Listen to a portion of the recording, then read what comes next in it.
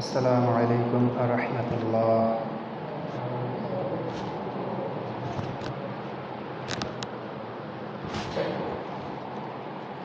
إن الحمد لله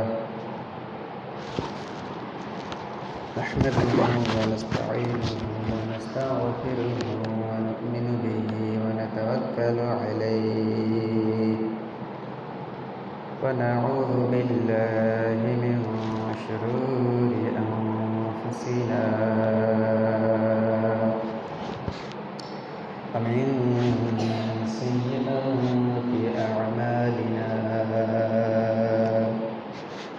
من يهد الله فلا مضل له ومن يضلل فلا هادي له وأشهد أن لا إله إلا الله وأن محمدا عبده ورسوله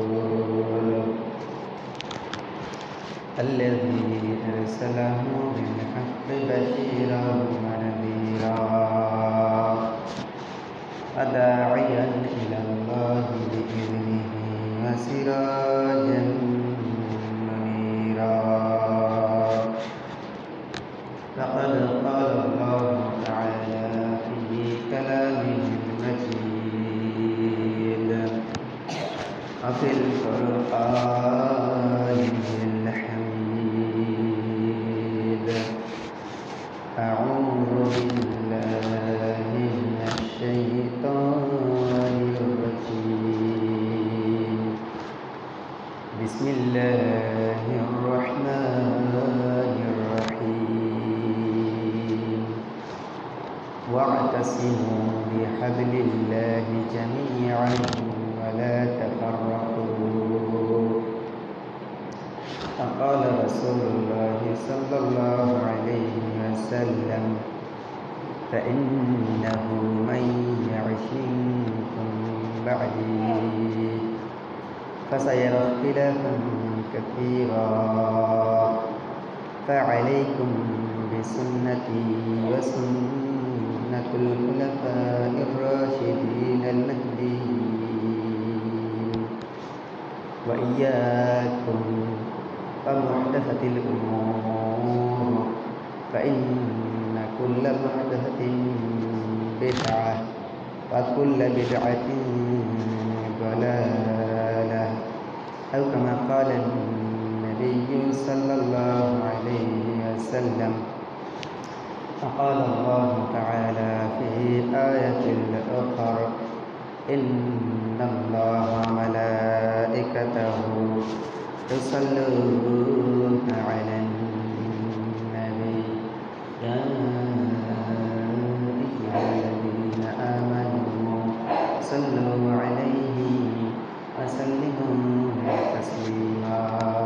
اللهم صل على سيدنا مولانا محمد وعلى آل سيدنا مولانا محمد.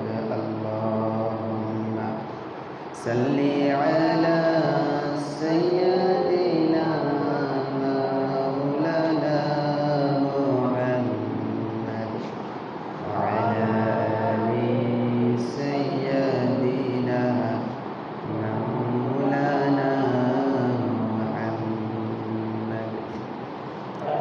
نسيما جانب بتها بزهركم زحوالم محمد راقبكم. اللهم صل على سيدنا مولانا محمد وعلى آل سيدنا مولانا محمد. আলহামদুলিল্লাহ, সমস্ত প্রশংসা আল্লাহ সুবহানাহু ওয়া তাআলা। যিনি আমাদেরকে ভালো রেখে সুস্থ রেখে দুনিয়ার সমস্ত কার্যক্রম থেকে ফারেক করে এই দিনের সর্বশ্রেষ্ঠ জায়গা মসজিদ এখানে আসার বসার সুযোগ করে দিয়েছেন। এই জন্য আমরা শুকরিয়া আদায় করি, আলহামদুলিল্লাহ। সম্মানিত উপস্থিতি, আল্লাহ যে আমাদের সুস্থ রেখেছেন, ভালো রেখেছেন, এই সুস্থতা অনেক বড় একটি নিয়ামত। কিরম নিয়ামত? আস-সিহহাতু নি'মাতুন আযীমা। আরবি প্রবাদ বলা হয় আস-সিহহাতু নি'মাতুন আযীমা। শারীরিক সুস্থতা একটি মহান নিয়ামত। কিসের নিয়ামত? মহান, আযীমা। আরবি শব্দ আযীমা, এর শব্দ হচ্ছে মহান। আমরা যারা স্কুলে পড়াশোনা করেছি, প্রত্যেকটা জিনিসের একটা প্যারামিটার থাকে না, মাপার একটা নির্দিষ্ট সীমারেখা থাকে না। যেমন বলা হয় এই যে ঘর দৈর্ঘ্য, প্রস্থ, উচ্চতা, একটা নির্দিষ্ট একটা মাপ আছে না। এমনকি যে পৃথিবীটাও হয়তো একদিন মেপে শেষ করা যাবে। পৃথিবীটা কতটুকু গোলাকার, উত্তর দ্রাঘিমাংশ, দক্ষিণ দ্রাঘিমাংশ, এরকম অংশে ভাগ করা আছে না। বিষুব রেখা, মরুক্রান্ত রেখা, কর্কক্রান্তি রেখা, এরকম 3টে ধরনের রেখায় ভাগ করা আছে না। উত্তর মেরু, দক্ষিণ মেরু, পশ্চিম মেরু, পূর্ব মেরু ভাগ করে ফেলেছে না বিজ্ঞানীরা। তাই পৃথিবীটা ভাগ করা সম্ভব, মাপাও সম্ভব। এমনকি এখান থেকে সূর্য কত দূর এটাও মাপে ফেলাইছে, মাপা হয়ে গেছে। যে কত দূর এটাও মাপা হয়ে গেছে বিজ্ঞানীকে। চাঁদ কত দূর মাপা হয়ে গেছে। বিভিন্ন গ্রহ, নক্ষত্র কত দূর তা মাপা হয়ে গেছে। আমাদের দৃষ্টিতে যা দেখি তার সব কিছুই প্রায় মাপা হয়ে গেছে, মাপা যাচ্ছে। কিন্তু আরবিতে আরিফ শব্দের অর্থ হচ্ছে গভীরতা। আরিফ অর্থ প্রশস্ত, মানে চওড়া কতটুকু, দৈর্ঘ্য, প্রস্থ, উচ্চতা মাপা যায় কোন একটা জিনিস। কিন্তু আযীমা এমন একটি শব্দ, যেই শব্দ মানে মহান। কীরকম মহান? এমন মহান, এতই বিশাল যা মাপার মতো কোনো যন্ত্র পৃথিবী পুরো বিশ্বে নাই। মানে কত মহান নিয়ামত। আযীমা মানে কি? সুস্থতা এত বড় একটা মহান নিয়ামত আল্লাহর। এই নিয়ামত মাইটে কেউ শেষ করতে পারবে না, কল্পনাও করতে পারবে না। কেউ যদি অসুস্থ হয় তাইলে সে বুঝে আসে যে সুস্থতার কত মূল্য। অসুস্থতা আসার আগে মানুষের সুস্থতার মূল্যায়ন হয় না। এই জন্য আমাদের বেশি বেশি শুকরিয়া আদায় করতে, প্রত্যেকটা ক্ষেত্রে সুস্থতার জন্য। সুস্থতার জন্য শুকরিয়া স্বরূপ কি? অসুস্থতা আসার আগেই আমাকে এই সুস্থতার সময়টা আল্লাহর রাস্তায় কাজে লাগাইতে হয়। এটা হচ্ছে শুকরিয়া আদায় করা। কারণ আল্লাহ সুবহানাহু ওয়া তাআলা বলেছেন, লাইন শাকারতুম লা আযীদান্নাকুম ওয়া লাইন কাফারতুম ইন্না আযাবি লাশাদীদ। যদি তোমরা আমার নিয়ামত পাওয়ার পরে আমার নিয়ামতের শুকরিয়া আদায় করো, আল্লাহ বলেন যদি তোমরা আমার নিয়ামত পাওয়ার পরে আমার শুকরিয়া আদায় করো, লা আযীদান্নাকুম, অবশ্যই অবশ্যই এই নিয়ামত আমি আরও বহু বহু গুণে বাড়াই দেবো। সুবহানাল্লাহ। ওয়া লাইন কাফারতুম, আর যদি তোমরা কুফরি করো, অস্বীকার করো, নাফরমানি করো, এই যে আল্লাহ আমাকে শারীরিক সুস্থতা দান করছে, ভালো একটা সুন্দর কাঠামো দান করছে, ভালো তাগড়া শরীর দান করছে। এই শরীর আমি ইসলামের বিরুদ্ধে কাজে লাগাইলাম। আল্লাহ আমাকে সুন্দর মেধা দিয়েছে, বুদ্ধি দিয়েছে, আমি ইসলামের বিরুদ্ধে কাজে লাগাইলাম। তাহলে কী আলো?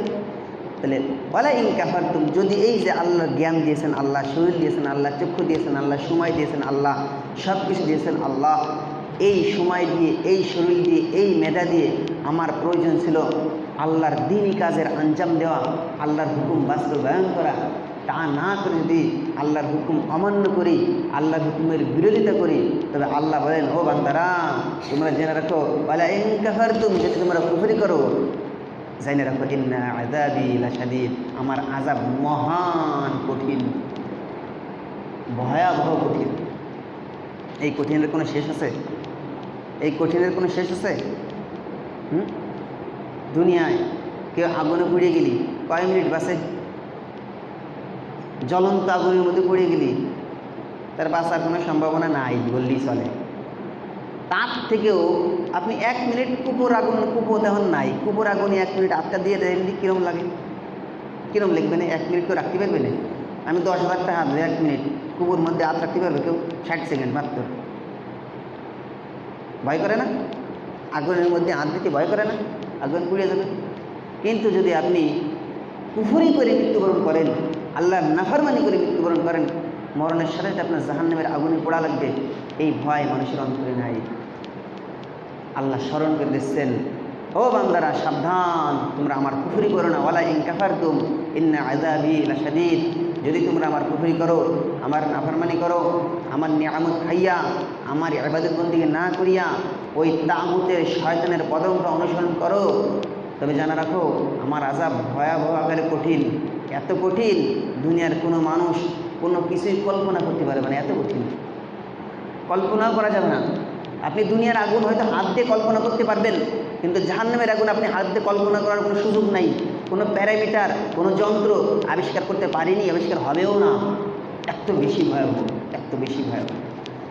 সেখানে আর কোনো মৃত্যু থাকবে না, মৃত্যু শেষ হয়ে যাবে। দুনিয়ায় তো মনে করেন হঠাৎ করে গাড়ি অ্যাক্সিডেন্ট করছে, অজ্ঞান হয়েছে, মরে গেছেন, আপনি কল্পনা বুঝতেই পারবেন না।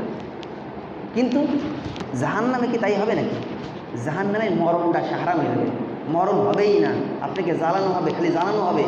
আপনি চিৎকার আর্তনাদ করতে থাকবেন, মৃত্যু কামনা করতে থাকবেন, হায় আল্লাহ আমার মৃত্যু হয় না কেন, আমার মৃত্যু হোক, মৃত্যু হোক। কিন্তু মৃত্যু আর হবে না, মৃত্যু আর হবে না। তাফসীরের কিতাবে বলে লেখে যে যারা জাহান্নামে যাবে তাদের চামড়া প্রতি মুহূর্তে মুহূর্তে পরিবর্তন করা হবে। চামড়া ঝুলে ঝলসে যাবে, ঝলসে যাওয়া অবাস হয়ে যাওয়ার পরে ওই জায়গায় পড়লি তোর আযাব যন্ত্রণা অনুভব হয় না। এই জন্যই চামড়া পুড়ে যাবে, মুহূর্তের মধ্যে নতুন চামড়া গজায় যাবে, যাতে আপনার আযাবের স্বাদ আস্বাদন করতে পারেন। তাহলে কতটা ভয়ঙ্কর, কতটা ভয়াবহ।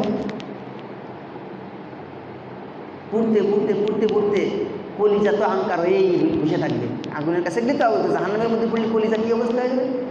পুড়িয়ে ছারখার হয়ে যাবে না? পানির পিপাসায় মানুষ কাতরাতে থাকবে, এত পিপাসা লাগবে।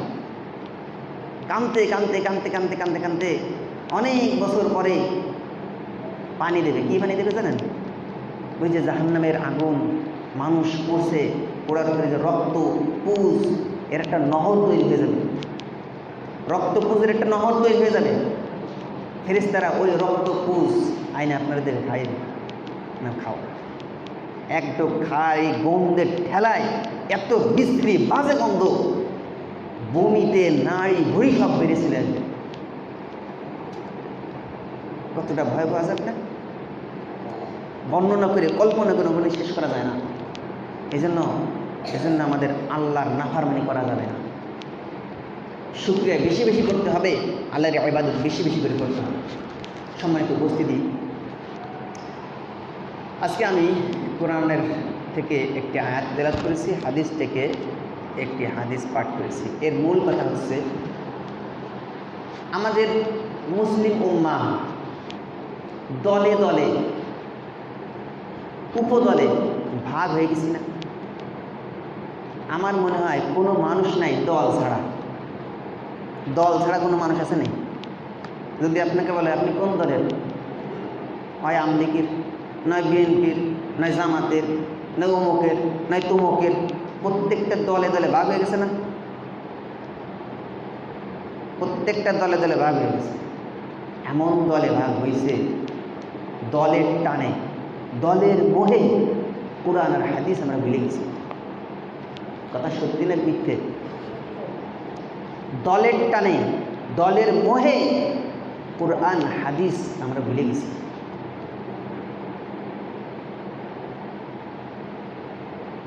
এই ধরনের দলাদলি করতে আল্লাহ নিষেধ করেছেন, আল্লাহ রাসূল নিষেধ করেছেন।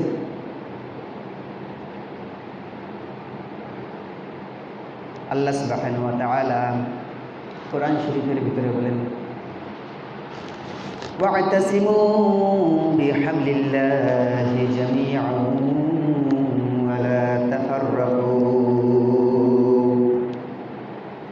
আল্লাহ সুবহানাহু ওয়া তাআলা মানুষের হেদায়েতের জন্য কোরআন নাজিল করেছেন আর তার প্রিয় বান্দা মুহাম্মদুর রাসূলুল্লাহ সাল্লাল্লাহু আলাইহি ওয়াসাল্লামকে আদর্শ হিসেবে পাঠিয়েছেন। আল্লাহ বলেন, ওয়া'তাসিমু, তোমরা এই আল্লাহর হেদায়েত কোরআন, আল্লাহ রাসূলের সুন্নাতকে তোমরা আঁকড়ে ধরো, জামিআ, সবাই একসাথে কোরআন আঁকড়ে ধরো, একসাথে আল্লাহর রাসূলের সুন্নাতের দিকে ফিরে আসো। ওয়ালা তাফাররাকু, তোমরা ভাগ ভাগ হইও না, পৃথক হইও না, একসাথে থাকো, একসাথে কোরআন মেনে চলো, একসাথে আল্লাহর রাসূলের সুন্নাতকে দৃঢ়ভাবে আঁকড়ে ধরো। আল্লাহ সুবহানাহু ওয়া তাআলা কোরআনের অন্য একটা আয়াতে বলেন,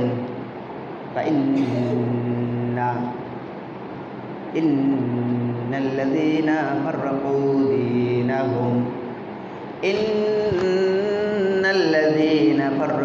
দীনাহুম ফাকানু শি'আন লাস্তা মিনহুম ফী শাই', ইন্নামা আমরুহুম ইলাল্লাহি তুম্মা ইউনাব্বিউহুম বিমা কানু ইয়াফআলুন।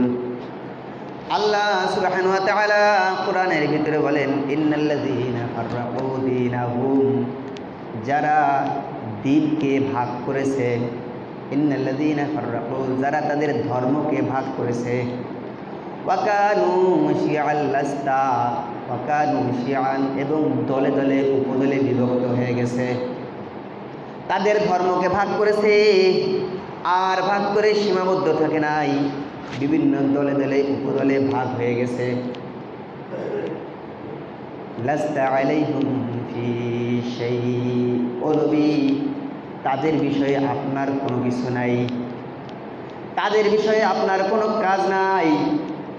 ইন্নামা আমরুহুম ইলাল্লাহ, তাদের বিষয়টা আল্লাহ ফয়সালা করবেন। ইউনাব্বিউহুম বিমা কানু ইয়াফআলুন, ওই কিয়ামতের ময়দানে আল্লাহ তাদেরকে জানাবেন, ধরবেন, ও বান্দারা, দুনিয়ায় তোমাদের হেদায়েত দিয়েছিলাম, কোরআন দিয়েছিলাম, হাদিস দিয়েছিলাম, এই কোরআন হাদিস আঁকড়ে না ধরে, কোরআন হাদিস থেকে বিচ্যুত হয়ে বিভিন্ন দলে উপদলে নিজের মন মর্জি মতো কোরআন মেনেছো, যেটা সুবিধা পাইছো সেটা মেনেছো, যেটা সুবিধা পাও নাই সেটা মানো নাই, দলের থেকে নির্দেশ আসছে সেটা তুমি মানছো, নিষেধ আসছে সেটা তুমি ছুঁড়ে ফেলে দিয়েছ। এই ধরনের মানুষ কিয়ামতের ময়দানে আল্লাহ রাসূলের কোনো সুপারিশ হবে না। আল্লাহ সুবহানাহু ওয়া তাআলা তাদের উপযুক্ত বিচার, তাদের কর্মফল সম্পর্কে তাদেরকে জানায় দিবেন। আমাদের সকলের সমস্ত দলাদলি ভুলে গিয়া, সব দলাদলি বাদ দিয়ে আমাদের একমাত্র আল্লাহর কোরআন, একমাত্র আল্লাহ রাসূলের সুন্নাত, তার দিকেই ফিরে আসার কথা আল্লাহ সুবহানাহু ওয়া তাআলা বলতেছেন। আল্লাহ রাসূল সাল্লাল্লাহু আলাইহি ওয়াসাল্লাম বলেন, ফাইন্নাহু মান ইয়াইশ মিনকুম বা'দি, নিশ্চয়ই ওই ব্যক্তি মান ইয়াইশ মিনকুম, তোমাদের মধ্যে জীবিত থাকবে, মিন বা'দি, আমার মৃত্যুর পরে। আল্লাহ রাসূল সাল্লাল্লাহু আলাইহি ওয়াসাল্লাম সাহাবীদের উদ্দেশ্য করে বলেন, ও সাহাবীরা, ফাইন্নাহু, নিশ্চয়ই সে, মান ইয়াইশ, যে বেঁচে থাকবে দুনিয়ায়, বা'দি, আমার মৃত্যুর পরে, ফাসায়ারা ইখতিলাফান কাসীরা, তোমরা অনেক ধরনের মতভেদ দলাদলি দেখতে পাবে, অনেক দলাদলি দেখতে পাবে। এই যে দলে দলে ভাগ হয়ে যাচ্ছে মানুষ, দলে দলে ভাগ হয়ে যাচ্ছে মানুষ, তখন তোমাদের কি কাজ? ফাআলাইকুম বিসুন্নতি ওয়া সুন্নাতুল খুলাফাইর রাশিদিনাল মাহদিয়িন। এই যে মানুষ যখন আমার মৃত্যু হবে, মৃত্যু হওয়ার পরে মানুষ দলে দলে বিভক্ত হয়ে যাবে, তখন তোমাদের কাজ কি? ফাআলাইকুম বিসুন্নতি, আমার সুন্নাতকে দৃঢ়ভাবে আঁকড়ে ধরবে, ওয়া সুন্নাতুল খুলাফাইর রাশিদিনাল মাহদিয়িন, আমার আল্লাহর হেদায়েত প্রাপ্ত খলিফা আমার সাহাবীদের অনুসরণ তোমরা করবে। ওয়া ইয়াকুম ওয়া মুহদাসাতিল উমুর, আর তোমরা সমস্ত নতুন নতুন উদ্ভাবন থেকে দূরে থাকবে। নতুন নতুন আবিষ্কৃত যত জিনিস আছে সমস্ত কিছু দিনের ভিতরে নতুন আবিষ্কৃত জিনিস থেকে দূরে থাকবে। ফাইন্না কুল্লা মুহদাসাতিন বিদআহ, কেননা দিনের ভিতরে যত নতুন নতুন আবিষ্কৃত হবে, যত ধরনের ইবাদত নতুন নতুন বাহির হবে, সমস্ত নতুন নতুন ইবাদত হচ্ছে বিদআত। সব নতুন নতুন আমল দিনের ভিতরে, ইসলামের নামে নতুন নতুন আমল, সমস্ত নতুন নতুন কাজ হচ্ছে বিদআত। ওয়া কুল্লু বিদআতিন যালালাহ, আর সব বিদআত হচ্ছে পথভ্রষ্টতা, সব বিদআত পথভ্রষ্টতা। তাহলে এই হাদিস থেকে আমরা কি শিখলাম? আল্লাহ রাসূল কি বললেন? বললেন নিশ্চয়ই আমার মৃত্যুর পরে যারা বেঁচে থাকবে তোমরা দেখতে পাবা মানুষজন বিভিন্ন দলে দলে বিভক্ত হয়ে যাচ্ছে, দলে দলে বিভক্ত হয়ে যাচ্ছে, মানুষের ভিতরে ব্যাপকভাবে মতানৈক্যের সৃষ্টি হয়ে যাচ্ছে। তখন তোমাদের কাজ হচ্ছে আলাইকুম বিসুন্নতি, আমার সুন্নাত এবং হেদায়েত প্রাপ্ত খলিফা আমার সাহাবীদের সুন্নাত তোমরা আঁকড়ে ধরে রাখবে। আর যত ধরনের নতুন নতুন উদ্ভব দিনের ভিতরে থাকবে, সমস্ত নতুন উদ্ভব থেকে তোমরা বাইচে থাকবা, ওগুলো ধরবা না, ওর কাছেও যাবা না। কেন যাবা না? নতুন নতুন যত আবিষ্কৃত দিনের ভিতরে বিষয় সব কিছুই হচ্ছে বেদাত, আর জানি রাখো সমস্ত বেদাতই হচ্ছে পথভ্রষ্টতা। আল্লাহ রাসূল সাল্লাল্লাহু আলাইহি ওয়াসাল্লাম অন্য একটি হাদিসে বলেন, ইন্না বানি ইসরাঈলা তাফাররাকাত সিনতাইনি ওয়া সাবঈনা মিল্লাহ, নিশ্চয়ই বানি ইসরাঈলের উম্মতগণ ৭২ দলে বিভক্ত হয়েছিল। ওয়া উম্মতি তাফতারিকু ৭৩ মিল্লাহ, আর আমার উম্মতগণ হবে ৭৩ দলে বিভক্ত। ওয়া কুল্লুহুম ফিন্নার, সব দলই যাবে জাহান্নামে ইল্লা মিল্লাতান ওয়াহিদা, একটি দল মানে। সাহাবায়ে কেরাম বলেন, মান হিয়া ইয়া রাসূলুল্লাহ, ওই একটি দল কারা? আল্লাহ রাসূল বলেন, মা আনা আলাইহি ওয়া আসহাবি, আমি এবং আমার সাহাবীগণ যা নিয়ে এসেছি, আমি যেই সুন্নাত রেখে যাব, আমার সাহাবীদের সুন্নাত, এইটাই হচ্ছে একমাত্র হেদায়েতের রাস্তা, এটাই একমাত্র হেদায়েতের রাস্তা। আর সব যত দল, যত উপদল, যত বড়ই যেই হোক না কেন, সব কিছুই জাহান্নামে যাবে। একটি দল জান্নাতে যাবে, তারা কারা? যারা আমার এবং আমার সাহাবীদেরকে অনুসরণ করবে। আল্লাহ রাসূল তার সুন্নাত এবং তার সাহাবীদের সুন্নাত, এই দুইটা আঁকড়ে ধরে যারা থাকবে, এই দুইটা কামড়ে ধরে যারা থাকবে, এই সুন্নাত থেকে, আল্লাহ রাসূলের সুন্নাত থেকে, সাহাবীর সুন্নাত থেকে যারা বিচ্যুত হবে না, তারাই একমাত্র নাজাতে যাবে।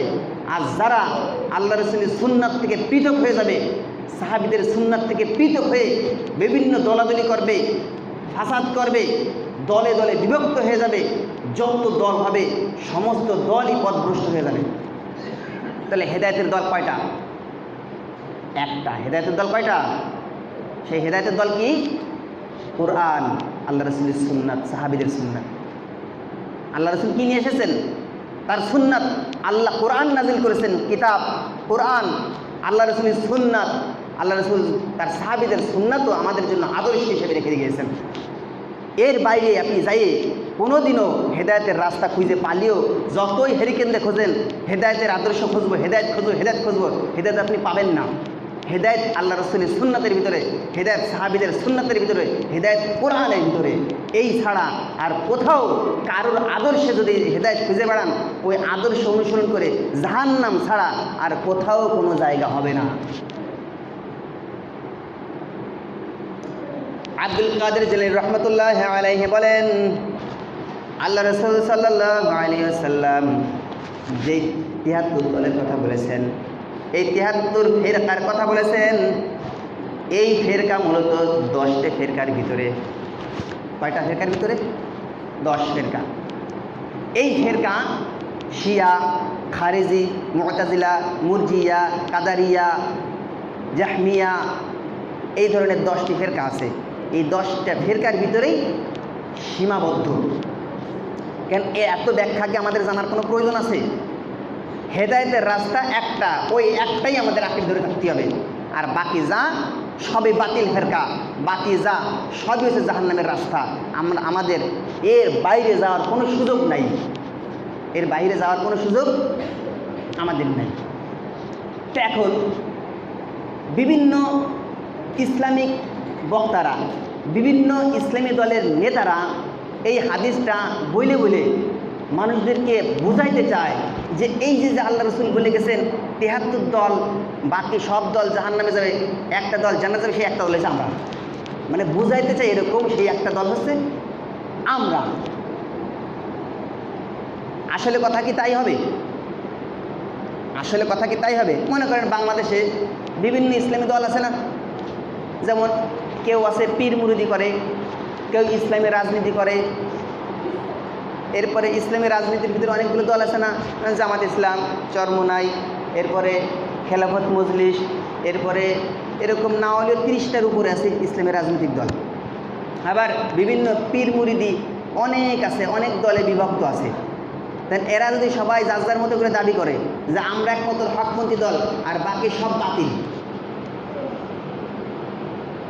তারা যদি দাবি করে যে আমরা একমাত্র হকপন্থী দল আর বাকি সব বাতিল, তাদের এই ব্যাখ্যাটা ভুল। যারা মনে করবে আমরা হক, বাতিল, বাকিরা সব বাতিল, তারাই বাতিল। যারা মনে করবে আমরা শুধু হক আর বাকিরা সব বাতিল, তারাই বাতিল। কেন? খোলাফায়ে রাশিদের জামানায় আমরা দেখি সাহাবীদের ভিতরে যুদ্ধ হয়েছিল। আমিরে মুয়াবিয়া রাদিয়াল্লাহু তাআলা আনহু, আলী রাদিয়াল্লাহু তাআলা আনহুর মধ্যে যুদ্ধ হয়েছিল। আয়েশা সিদ্দিকা রাদিয়াল্লাহু তাআলা আনহুর মধ্যে যুদ্ধ হয়েছিল। কোনো সাহাবী কোনোদিনও বলেন নাই, আলী রাদিয়াল্লাহু তাআলা আনহু কোনোদিনও বলেন নাই যে আমিরে মুয়াবিয়া পথভ্রষ্ট, গোমরা হয়ে গেছে, আমরা হক, একথা কেউ বলেনি কোনোদিনও। আমিরে মুয়াবিয়া রাদিয়াল্লাহু তাআলা আনহু কোনোদিনও বলেন নাই আলী রাদিয়াল্লাহু তাআলা আনহু গোমরা হয়ে গেছে, সে পথভ্রষ্ট, আমি হেদায়েতের উপরে। তারা একথা কোনোদিনও বলেন নাই। তারা কি বলেছেন? তারা বলেছেন এই কথা যে আলী রাদিয়াল্লাহু তাআলা আনহু তার দলের লোক, হেদায়েতপ্রাপ্ত লোক, আর মুয়াবিয়া রাদিয়াল্লাহু তাআলা আনহু দলের হেদায়েতপ্রাপ্ত লোক। তারা বলেছে যে তারা মুসলমান ভাই, তারা মনে করছে আমরা বিদ্রোহ করছি, আমরা মনে করছি তারা বিদ্রোহ করতেছে, এই শুধু বিদ্রোহ মনে হচ্ছে, কিন্তু আসলে আমরা সবাই আল্লাহ রাসূলের সুন্নাতের মধ্যে আছি, আমরা সবাই হেদায়েতপ্রাপ্তের দল। তারা তো হেদায়েতপ্রাপ্ত দল, কাউকে গুমরা মনে করেন নাই। আপনি যদি গুমরা মনে করেন তাহলে আপনি নিজেই গুমরা হয়ে যাবেন, তাহলে আমাদের কোনো দলাদলি হবে না। এই যে বাতিল ফেরকা, সুন্নাতে খাঁটি সুন্নাতের ফেরকা বুঝতে হলে আমাদের 2টি কিতাব পড়তে হবে। কয়টা কিতাব পড়তে হবে? 2টি কিতাব পড়তে হবে। একটি কিতাব হচ্ছে ইমাম আবু হানিফা রহমতুল্লাহ আলাইহির ফিকহুল আকবার, ইমাম আবু হানিফা রহমতুল্লাহ আলাইহির ফিকহুল আকবার, আর ইমাম তাহাবী রহমতুল্লাহ আলাইহির আকিদাতুস সালিহাত। এই 2টি কিতাবের ভিতরে ইমান আকিদার যা যা লেখা আছে, এক চুল পরিমাণ বাইরে যাওয়ার কোনো সুযোগ নেই। ইমাম আবু হানিফা রহমতুল্লাহ আলাইহির ফিকহুল আকবার যে আকিদার গ্রন্থ লিখে গেছেন উনি, ওর বাইরে যাওয়ার কোনো সুযোগ নাই। আর ইমাম তাহাবী রহমতুল্লাহ আলাইহির আকিদাতুস সালিহাত, এই কিতাবের যে আকিদা সম্পর্কে যে কিতাব যে লিখেছেন, এর বাইরে যারা যারা যাবে তারাই এই গুমরাহ অন্তর্ভুক্ত হয়ে যাবে। এর বাইরে যারা যারা যাবে তারাই গুমরার অন্তর্ভুক্ত হয়ে যাবে। আর নিজেকেই যে হক দাবি করবে আর সমস্ত মুসলমানদের বাতিল বলবে, মূলত সেই বাতিল হয়ে যাবে। কেন? আল্লাহ রাসূল সাল্লাল্লাহু আলাইহি ওয়াসাল্লাম বলেছেন, ওয়াইদা কাফার রাজুল, যখন কোনো মানুষকে কাফের বলে, ইযা কাফার রাজুল ফাকাদ বাআ বিহা আহাদুহুমা, আমি একটা দল করি, আপনি আরেকটা দল করেন, আপনি ওই দলটা করছেন কাফের, অথচ সে কাফের না। কাফের যদি সে না হয়, আপনি নিজেই কাফের হয়ে যাবেন। এই জন্য দলাদলি এটা বাদ দিতে হবে, দলাদলি সব বাদ দিতে হবে। একমাত্র ইসলামের রুজু আমাদের আঁকড়ে ধরে থাকতে হবে। কিন্তু দলাদলি হয়েছে, এখন দলাদলি আছে, তাই বলে আমি হক আর বাকিরা কাফের, এই কথা বলে আপনি নিজেই কাফের হয়ে যাবেন। আমি হক, বাকি সব কাফের, এই কথা বলে আপনি নিজেই কাফের হয়ে যাবেন। এই জন্য যারা কালেমার সাক্ষ্য দেয়, নামাজ পড়ে, সবাই আমরা মুসলমান। সবাই আমরা কি? সবাই আমরা মুসলমান।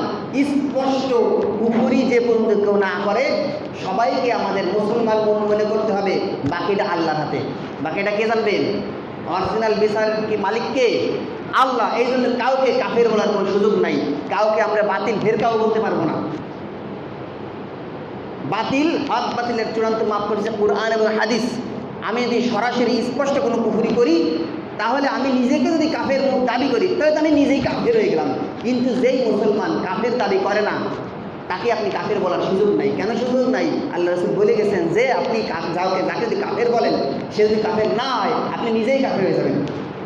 এই জন্য কাউকে খারাপ বলার কোনো সুযোগ নাই। আমরা সবাই গুনাহগার, সবাই কোরআন সুন্নাহ ছেড়ে দিছি। আমাদের সকলের ঐক্যবদ্ধভাবে কোরআন সুন্নাহের দিকে ফিরে আসতে হবে। সকলেই দিনে ভাই, সকলের দিনে ভাইকে দিনের দিকে আহ্বান করে কোরআন সুন্নাহর দিকে ফিরিয়ে আনার জন্য আমাদের আপ্রাণ চেষ্টা করতে হবে। যারা সুন্নাত করি নাই, তারা কবলা জিমা দেবেন।